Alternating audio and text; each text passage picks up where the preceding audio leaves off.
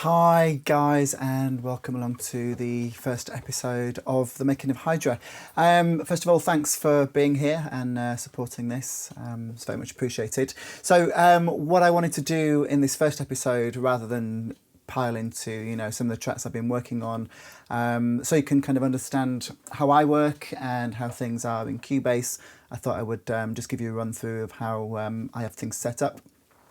Show you some of the plugins that I use, some of the effects routings, and I'm kind of also dealing with a few new toys here myself, so I can stream and change angles. So give me a chance to kind of get used to this and show how it all works. So basically, at the moment, I can show you the screen of myself.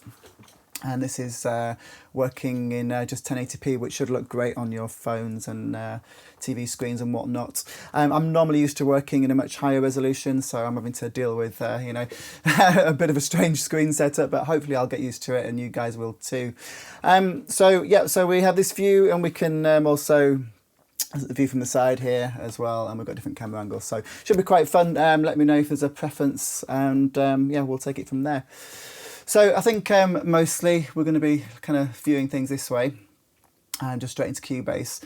I get asked all the time, what plugins do I use? How do I get this sound? How do I do my reverb? How do I make my plucks? So I think the first thing I'll do is just kind of hit on a lot of those questions that I get asked a lot. If you've got any more specific questions, then do ask in the comments. I can see some coming in now, so I'll be able to keep track on those as well, although I do seem to have a 20-second or so delay, but we'll figure that out as we go along, I guess. Right, so basically, I use Cubase. This is Cubase 9.5, which is the latest one. For those of you that don't know, I've been using this software for probably 26, 27 years. Started out on the Atari ST many years ago. I kind of know it very intimately, although it has changed an awful lot over the years. So basically, I don't know what you guys use, so maybe if you could let me know in the comments whether you use Ableton or Logic Pro, or maybe you're just here to just because you're curious about what I'm doing, let me know. So that would be useful for me to know, I guess. So basically with Cubase, obviously we can use audio tracks, instrument tracks, groups as well, just like any other digital audio workstation, I guess. But the way I set things up now is to, if I look at my main mixer screen, what Cubase allows me to do is set up the mixer and view only certain channels within the mixer that I want to view at any one time. So for example, if I'm working on a section of the arrangement and I pull up my mixer, I can get it to show me only the tracks that have got audio playing it, going through right at that moment. But what I tend to do is have one view which shows me all my audio channels, which is this one here. So if I click on this button here, you can see audio. If I go to instruments and samplers, this shows me my instrument tracks. And then again, if I go to my third view, this is my groups and effects. And beyond that, we have my stems. So I'm showing you this because as I'm working in the studio, you'll see me flying backwards and forwards to the mixer all the time, and you may be wondering, what the hell is he doing? So hopefully this makes a little bit more sense. And rather than me having to click up here in the menu, I've got keyboard shortcuts, so I can just fly through these very quickly. So if I come out of the mixer, so I'm just going to pull up a sound now. So I must remember when I'm talking, or not talking, should I say, I've got to turn off the microphone. So that's another thing I've got to kind of learn. So I hope you can bear with me as I kind of, it's a learning process for me, having to stream at the same time as doing music production and talking to you guys. So hopefully it should be quite fun. So basically, so what I'm going to show you here how my routing is set up.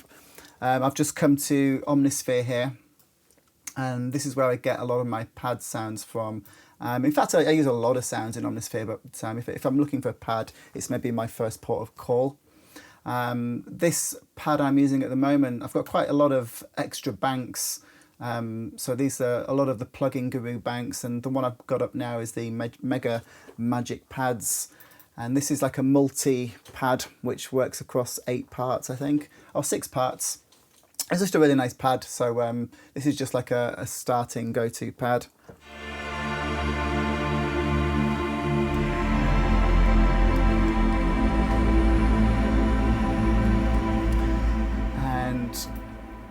basically the way this works in Cubase, so I can pull up my instrument, and I can also pull up my kind of my settings for that channel, so my channel settings. So I'll show you this very quickly for those of you that don't know Cubase. So if I'm playing the instrument, you can see straight away that the level comes into my, obviously my main channel, and then it goes to the pads stem before going on to the main stereo outputs. So just try to explain that to you very quickly, so so you've got some kind of bearing on what I'm doing. So all my instruments I tend to break down into various categories. So I have, well, in fact, if I show you the stems that I have, and this is kind of crucial to how I work, I have a kick stem here, and then I have my tops stem, which is all my drums and percussion, so all the hi-hats and, you know, drums that you would expect. So I have that's my top stem, and then I have my effects stem, which is all my, you know, whooshes and, you know, sweeping effects, noise, white noise, that kind of thing. And then I have my synth stem, which is obviously on my keyboards, pianos. And then I have a pads stem, which is on my pads and strings, and then vocals and bass, and then sub.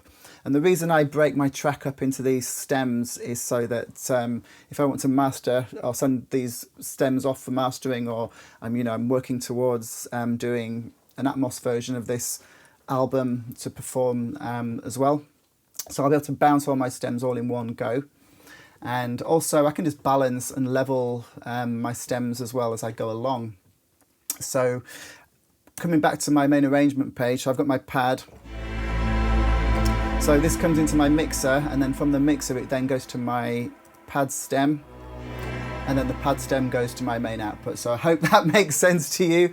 And as for all my other instruments as well, with its keyboards, synths, bass, whatever, they all get rerouted back through to these stems, which ultimately then come back to my main stereo outs.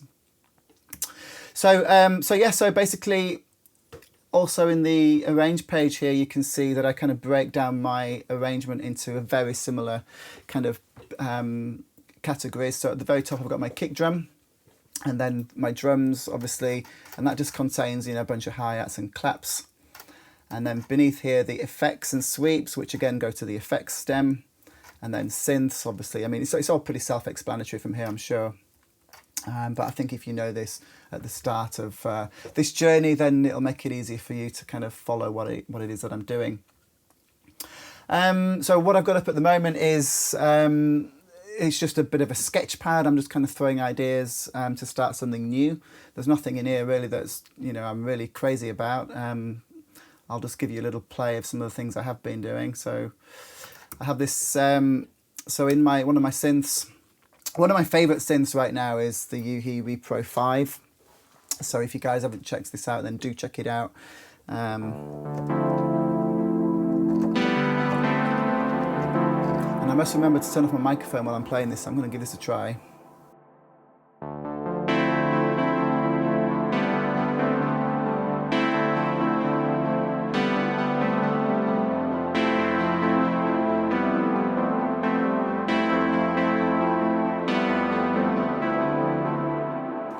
So that's a nice little, you know, little motif thing that I've been playing with, which, you know, I think could become something at some point.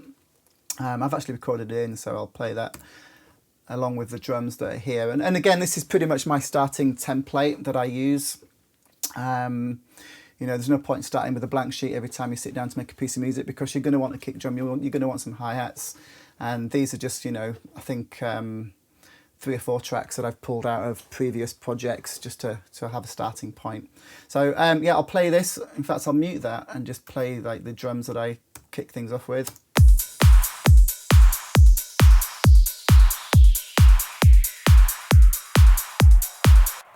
So that's basically just, you know, a simple drum pattern to be going along with. My Hydra tracks, I'm kind of planning to be in the range of like 134 to 138 BPM. So I've just got this template set at 135. And I'm going to go through now and show you some of the synths that I use. My go-to synths, obviously there are more, which we'll get to, you know, I'll get to show you as we go through these episodes, but I'll show you my main favourite ones for now. So we've already seen Repro 5. If I just play some of the sounds if you're not familiar with this. Let's have a look. So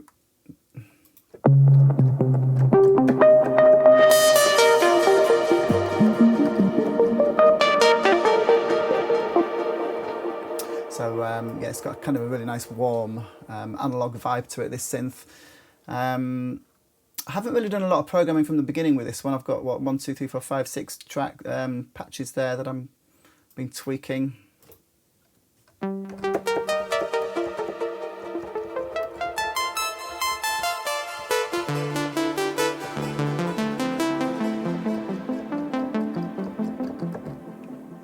there we go, kind of a typical saw pluck that I might use. It's also really good for lots of other sounds.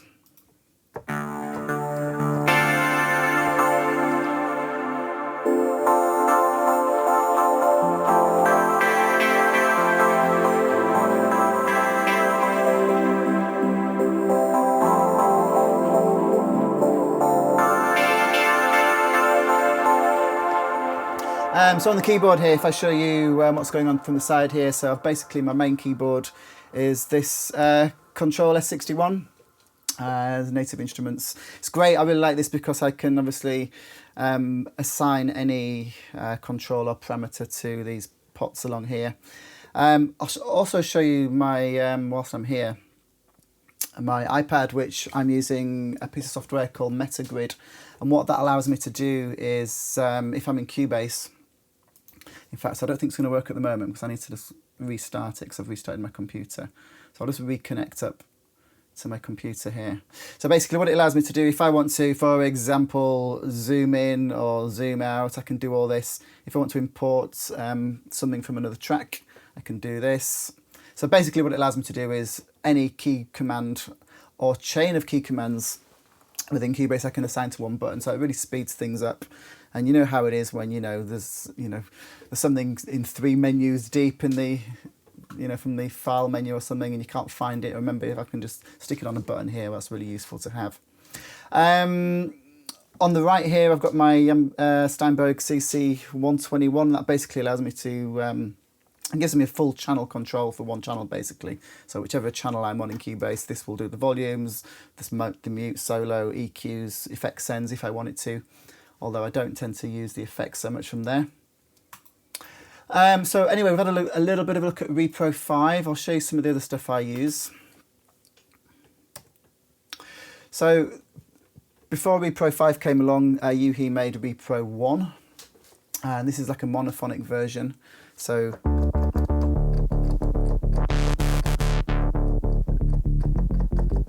I'm kind of using a sub bass off there on this track. So Repro 1, yeah. So that if you buy Repro 1, you get 5 thrown in for free. It's they come as a package. Definitely recommend those. What else have we got here? So Diva again. I'm sure you guys know Diva.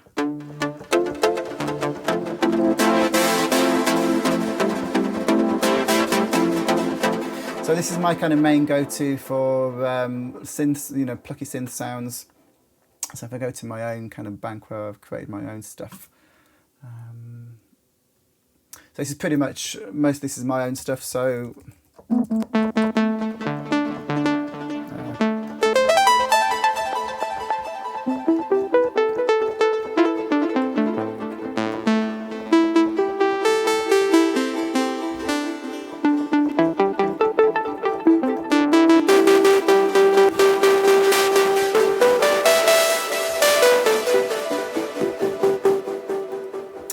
So this is it's very, very plucky orientated synth that I really like. Hang on, I'm showing you the wrong screen. There we go. How's that? We can see now. So so Diva I use a lot for plucky stuff. So that the pluck for Amber came from here.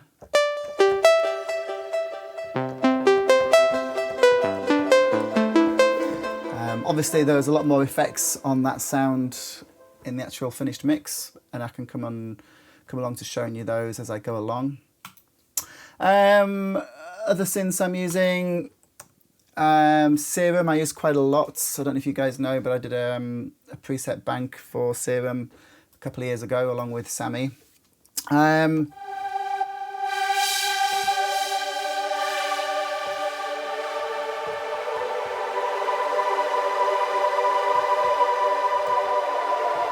So I can do anything from really lush, lovely pad sounds to really hard bass sounds.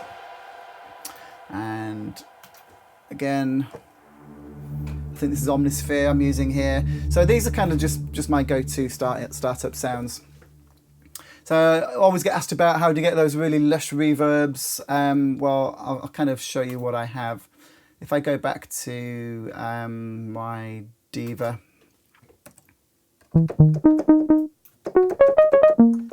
hope you guys can hear all this fine. So basically this is the pluck that I used in Stay Here With Me on the track I made with Shannon Hurley. Very simple saw pluck. And if this is almost like starting from scratch, to be honest, on here, because there's no inserts or no effects sends. I generally use a lot of UAD plugins, and a couple of my favourites that I will nearly always just put straight on the channel just because they sound so warm and kind of, I don't know, they add a luxurious touch to what I'm doing. So I generally put Oxide on the first insert channel, and then I generally have an LA2A, which is also from UAD, so I'll stick that on there as well. So not only will that control the level of the instrument that comes through, it will, you know, bring the loud notes down in volume, so it just keeps the sound even. It also adds another layer of luxury, I like to say. So so yeah, those two plugins kind of take care of the sonics at one level. And then obviously I'm going to have to need to EQ, so I always use FabFilter's Q2, which I'm sure you guys all know, and this is my kind of default view. So it's just a 5-band EQ.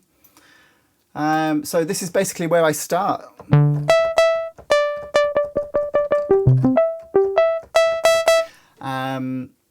So yeah, so that's my starting point for a sound. So I'll show you now the effects that I use. So obviously you don't want to be inserting reverbs and delays on every single channel. You're going to have effects sends. So I'll show you how that is on my mixer. So if I go to my effects view on the mixer, you can see along the bottom here it says all these yellow ones are here. All these yellow ones here, sorry, I've got a T in brackets, and that means that's for my tops. So my, you know, my hi-hats and claps and drums. Then we've got our effects, but I'm playing a synth sound now, so I would send to my synth effects. So these all have an S in the brackets here. So I'll have a Lexicon send effects, and I've got an Arts Acoustic, again, another reverb, which I use a lot of. And then all the, so I'll show you these now. So this is my Lexicon. So basically I had the hardware version of the Lexicon PCM80, which I got my hands on back in 1999 when I made Synesthesia, funnily enough. And that over 3 or 4 years, I came up with this preset, which was, you know, finely tuned over over months and months. And that preset, then the software version came out. So when I transitioned from hardware to software, I bought the software version, and I copied all the parameters one for one, and I can no longer tell the difference between the hardware and the software, so I was able to sell the hardware at that point. So anyway, this has been very much part of my Thrill Seekers sound since day one. So I will play you how the Lexicon sounds. So in Cubase, whether you guys know Cubase or not, I'll briefly show you how it works. So I've got my channel selected here. I'll just make it bigger so you can see. And along the side here we can choose the inserts for that channel, or we can go to the effects sends. So it's very easy to switch between different views. Here I would select where I want to send to. So I'm on a synth. I'm going to send it to synth Lexicon there. I'll turn the effects send on, and now you can hear the Lexicon. So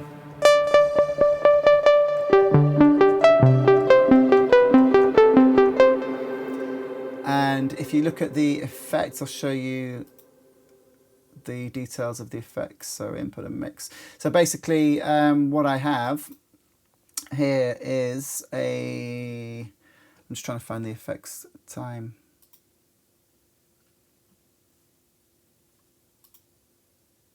Yeah, so we've got like a 13-second delay, a 13-second reverb. No, sorry, it was 7 there, but yeah, generally it's on about 13 seconds.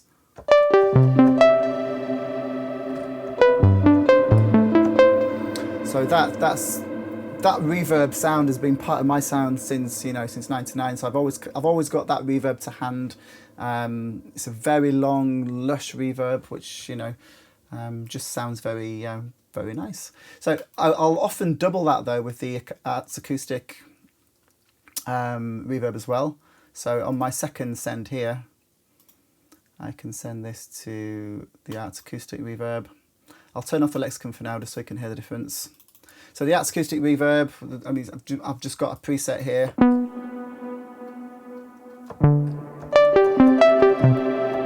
So it's a similar kind of reverb, but I think the lexicon sounds more lush. This has a different character to it.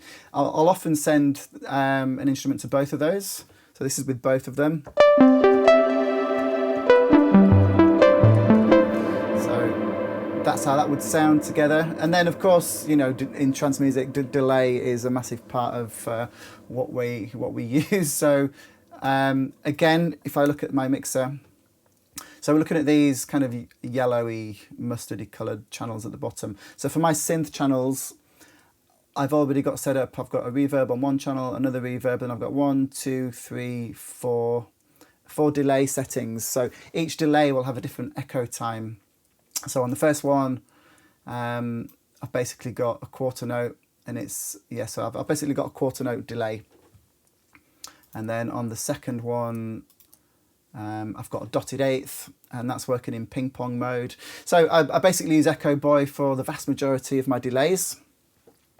And I've got, you know, different times set up for just in my template. So if I want to just add a delay, I can just come straight here, choose Echo Boy, turn it on, and we've got delay. Simple as that. So yeah, I'm again just showing you guys how I have my template set up, really, so you can, you know, understand when you're watching videos in the future what I'm doing. Hopefully this makes more sense to you. So there we go, we're starting to get towards kind of you know, the pluck from Amber. Another, you know, whilst we're talking about effects and reverb, I'm often asked how do you get the big lush reverb. So what I might also do then is add, one of my favourite plugins is Grain Space. And if you don't know about this, it's a very cheap plugin. It's only about £30, $40. So I haven't got one set up at the moment, so I'll just add one of those to show you how this works. So another thing you'll notice is that I've got pretty much everything that I do in Cubase, I've got a key command for, and if I don't have a key command, then I have one of my iPad buttons. So so to add an effects channel, I'm going to add a grain space right now, and then I can just type grain in here and pull up a grain space. And because I'm adding this to a synth, I'm going to send the output routing to not the main stereo out, but to the synth stem, and add that. I'm working on a big 5K screen here, so I have to drag things out of the out of your resolution into the screen so you can see it. So let me just mute the other reverb so you can hear what this one does. So I'm going to turn off the lexicon and the Arts Acoustic and send the fourth one to Grain Space.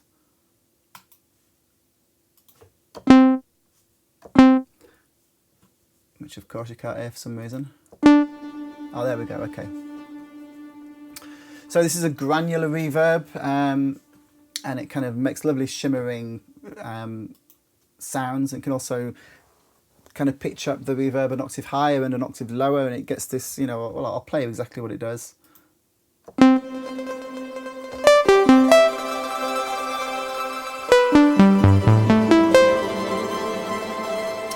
And what I can do with that reverb, it's already quite a wide stereo sound, but I can widen it even further.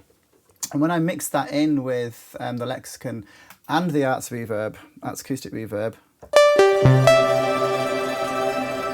so you can hear the three different things all going off.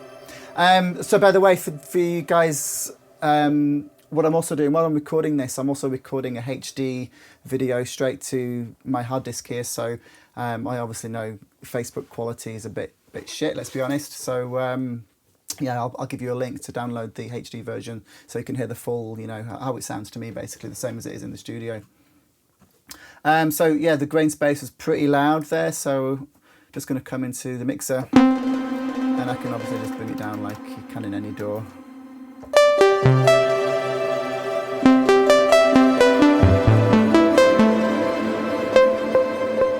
And obviously I've got the my knobs on my controller keyboard already set up to control Diva.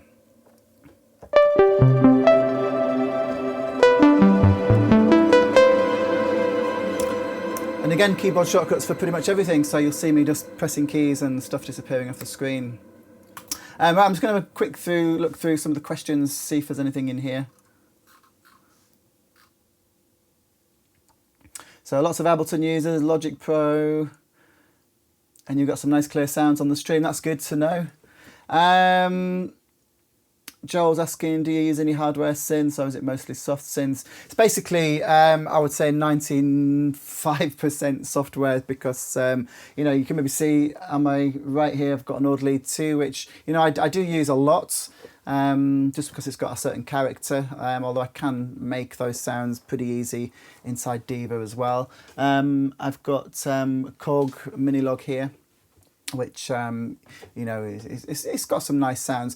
The reason I bought that was because I was over in New York and ended up doing a track with Mike in his studio because I had a spare day, and he turned on his Minilog and we started making this track, and I was like, oh, it sounds amazing. So I just ordered one straight away so that we could continue working on this collab. And I haven't really used it much since, so yeah, it's got some nice sounds, but I wouldn't recommend it to, you know, if I was saying if you had to buy a synth, go buy that. It's all right, it's nothing special. I find I can get better sounds just playing around in Diva or Repro 5 or Repro 1. You know, there's a lot of snobbery around analog synths, but in all honesty, if you kind of spend a lot of time tweaking and you've got the right effects and the right plugins, you can make the software synth sounds just as good, if not better, in my opinion, and it is just my opinion. So we've looked at some of the synths that I use. Let me show you something else that I do as well, which all kind of goes towards making the sound that I get. So on my master chain, in fact, let me go back one step to my stems again. On all of my stems, we have, this is Slate Digital's virtual channel. So what I have, so I've got the kicks, tops, effects, synths, pads, so all the stems, they all go through these virtual channels. And also on the master chain, on the master outputs, we have the master channel, which is all linked to this virtual channel. So it allows me to choose, so it allows me to sum my stems in an analog recreation of you know, an analog console. And it just adds a little bit more vibe, or a little bit of character. It's always hard finding words to describe how it sounds, but it just adds something that's a little less digital. So I tend to, so all these channels are linked, so I can choose which mixing console I want to sound like, whether it's an SSL or whatever, and then I can choose to drive the inputs on all those channels and you know, balance the outputs. So when I'm playing a track, everything goes through all these different sub mixers. So that's what I have. That's one thing that I have going on, which you need to know about, and that's across all my tracks. So all my stems are summed through the virtual analog channels. What I also love about the Slate Digital stuff is, so that will always, on the first slot, I'll have the virtual channel, as you can see. And then if I want to, like, you know, I can add further plugins to any channel. So whether it's, you know, some more compression, that I may want to, you know, add some EQ. It's just very, very easy. And then I can keep adding these as much as I want. It looks great, it sounds great, and it's kind of become one of my go-to chains of effects. So I would say, along with FabFilter for my EQs and limiting, and UAD for my compressors and EQs again, then Slate Digital is probably my third, package. So between FabFilter, UAD, we've pretty much got it covered along with Slate. Yep, so that's what's going on the stems. So when I go into the master channel, so my master output, so I've got this on my first insert, and on my second insert I have the UAD SSL bus compressor. It sounds very similar to the Waves one. I have the Waves one also. They sound very, very similar, although I think the UAD just has it's got like a sheen which sounds a little bit more polished, and it's got like a wider, more cohesive sound for some reason. Very hard, again, to describe the sounds, but I think the UAD has got the edge on the Waves SSL compressor, but they both do a similar job in gluing the mix together and making it sound like a mix rather than just a demo. And then from there on my master channel, I've literally got a limiter. And so at the moment, it's not really doing anything, but I always recommend anybody that's doing music production to put a limiter as their last plugin on their master channel, just because sometimes you can be going through a sound and the synth you're using is like 24 dB louder than everything else. You can end up either blowing your speakers or damaging your ears. So that's there mostly at this stage to catch any really loud sounds which are going to deafen me or cause some damage somewhere. As I go through a track, as I go through the production, I'll add more effects if they're needed onto my master output. In fact, I'll show you something that I've got recently actually. It's called Master Desk, sorry. So in terms of mastering, this plugin from Brainworks is absolutely phenomenal. So I've just been testing this out over the past couple of weeks, and this has kind of got like a mastering chain built into one plugin. So it's got compression, you've got your mono maker for your bottom end, you've got stereo enhancing, you've got parallel compression and some really nice EQ. So this will be something you'll probably see me use over the coming months, just because I really like the sound of it. There's nothing to really show you with it now because I don't have a track up and running. On top of that, so again, the whole point of this episode is just to show you how I work and how things are set up. So as you can see here, this is my master main channel output. Next to this, I've got a stereo out 3 and 4. And the whole point of this output is if I want to reference how my tracks sound against a track that I know already sounds amazing. So let's say I have an audio track in my arrangement. Let's say it's, I don't know, it can be anything, any track, and I want to just compare how it sounds, how the levels sound, what the EQ curve looks like. Then I can output that channel to this output 3 and 4, and I can then use my mastering channel effects to get as close to the levels and the frequency curve. So on this channel, I literally just have Pro Q2, so I can see the spectrum analysis of what's going on. And if I've got something that's poking out that shouldn't be there, it's easy to compare that to other tracks. And again, there's a limiter on there just so I can see what the levels are doing of a track that I know sounds really good. So I'll try to get within a few dB.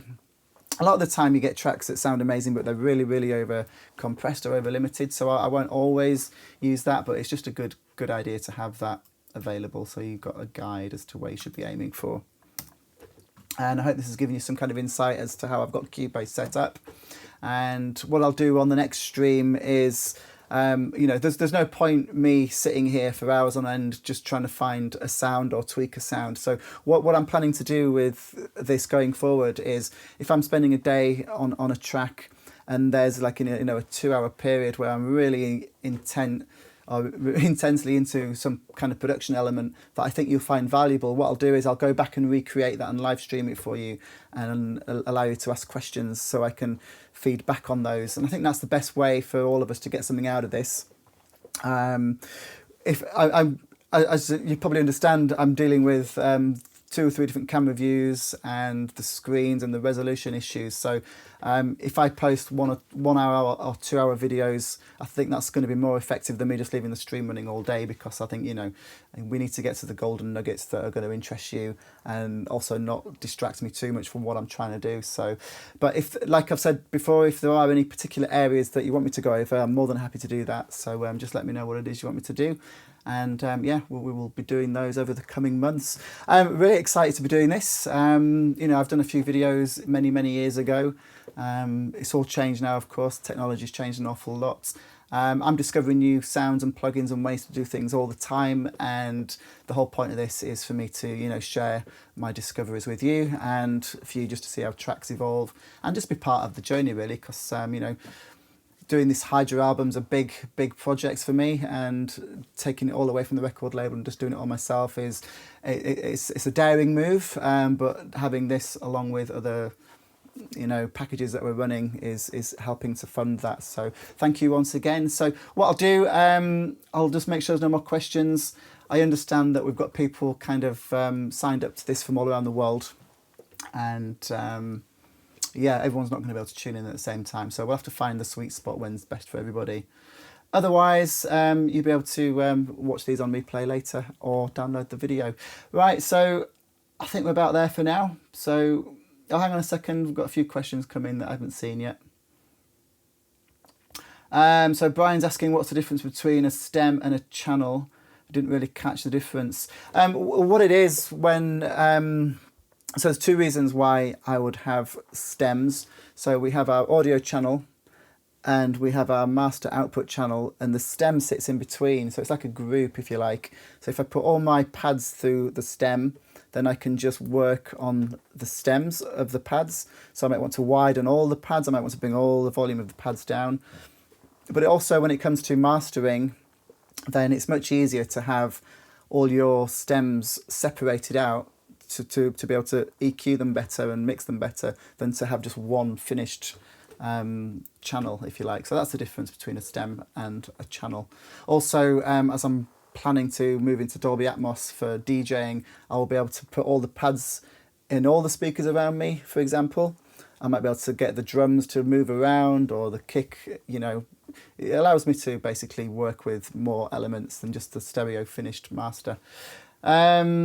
What's my general process when applying a limiter on my master track? Is there a typical level of limiting and reduction that I aim for? Very good question, and there is, yes. And what I find when I'm producing, my Hydra stuff or Thrill Seekers, so I'll show you what I aim for.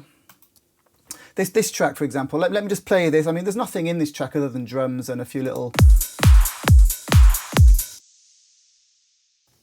So I'm going to turn my microphone off. What I aim to do is get this to be as loud as it can be without it starting to distort. So when you're trying to find a level for limiting your track, you want to go to the loudest part in the track, which is obviously the drop. I hate to call it the drop, but that's what everyone else refers to it as. So you would go to the drop where everything's as busy as it possibly can be. And, you want to be getting the track as loud as you can without introducing too much distortion. And I find, personally, anywhere between -10 and -8 works for me without it being over limited and without any distortion creeping in. If I listen to, I don't know, Sander Van Doorn track, for example, he might get to -5, -4 RMS, which, still sounds okay for his production style. To me, if I put a trance track up to -4 or -5 RMS, it's just, it's going to hurt your ears. It's going to be awful. So, yeah, that's why it's good to compare tracks that sound beautiful to you and see where they are kind of hitting on the RMS meter. For me, it's between -10 and -8. Occasionally, I might go slightly above or slightly below, and it all depends on the content of your track. My advice is don't try to be as loud as everybody else. Just try to sound as good as you can be. And we all know that DJs can turn up the track with the gain on the channel. So, the whole loudness wars story is a nonsense. So, yeah, I would, if you're in doubt, back it off a few dB. That's what I would say. For those of you that use Pro-L, I've found for the trance that I make, the preset transparent is a great starting point. So it's this preset here, that's the one that I use. What can happen when you're limiting is that you lose the transients, so the really biting point of hi-hats. You can sometimes lose the transients when limiting, and that's one of the artifacts of limiting too much. So if I'm finding that I am losing the transients, then I might just jump over to the sharp transients preset, and it just changes the release parameters. Another really important thing when limiting as well is to set your oversampling to 2 times when you actually finally master your track or record your track out. That will introduce more latency, so I've got that off whilst I'm making the music, and then only when I'm bouncing the final stems will I put that onto 2 times oversampling. So yeah, I'll just check if there's any more questions. Okay, cool. Right, so I'm going to wrap this up for now, guys. So the next time I do this might be later on today, it might be tomorrow. In fact, it won't be tomorrow, so I'm not going to be here. But certainly this week I will be coming back with a more... I'll find something that I'm working on that's going to be of interest to you and more structured, rather than just me letting it run on a full stream, because that can be pretty tedious just to sit back and watch 4 hours of me just tweaking. So yeah, I'll try and structure these a bit more as we go along. So again, any more questions, let me know and I'll follow those up in the next video. And yeah, thanks for watching. We'll carry on very soon.